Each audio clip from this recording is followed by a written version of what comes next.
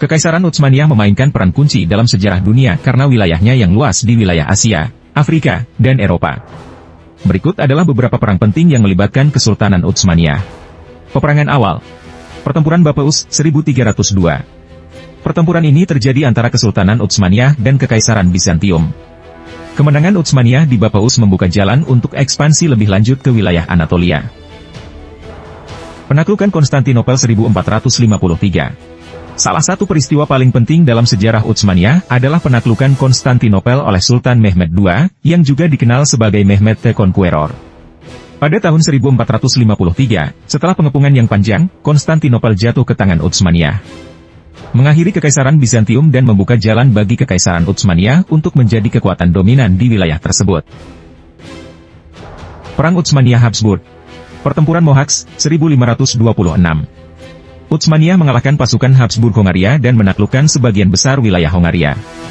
Pertempuran ini menandai permulaan perang berkepanjangan antara Kekaisaran Utsmaniyah dan Wangsa Habsburg. Perang Utsmaniyah-Venesia.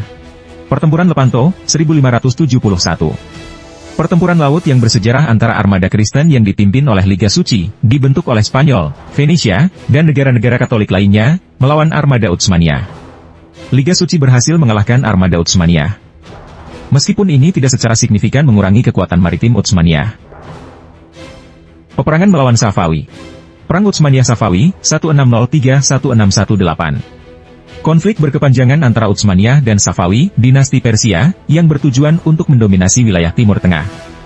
Perang berakhir dengan perjanjian Nasuh Pasha pada tahun 1618, yang membagi wilayah Kaukasus antara kedua kekaisaran. Perang Utsmaniyah-Rusia. Perang Rusia-Utsmaniyah, 1768-1774. Perang ini terjadi sebagai bagian dari konflik yang lebih luas, yaitu Perang Rusia-Turki, yang mencakup beberapa perang antara kedua negara selama abad ke-18 dan ke-19. Perang ini mengakibatkan penurunan pengaruh Utsmaniyah di Eropa Tenggara dan memperkuat peran Rusia sebagai kekuatan besar di wilayah tersebut. Perang Dunia Pertama. Kesultanan Utsmaniyah berpartisipasi dalam Perang Dunia Pertama mendukung blok sentral, yang terdiri dari Jerman, Austria-Hongaria, dan Bulgaria.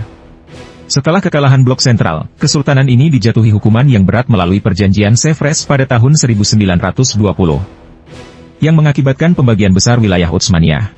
Setelah Perang Dunia Pertama, gerakan nasionalis Turki di bawah kepemimpinan Mustafa Kemal Atatürk melawan pasukan pendudukan sekutu dan mengusir mereka dari wilayah Turki. Perang kemerdekaan Turki berakhir dengan penandatanganan perjanjian Lausanne pada tahun 1923. Yang menandai berdirinya Republik Turki yang modern dan akhir dari Kesultanan Utsmaniyah. Itulah beberapa perang penting dalam sejarah Kesultanan Utsmaniyah.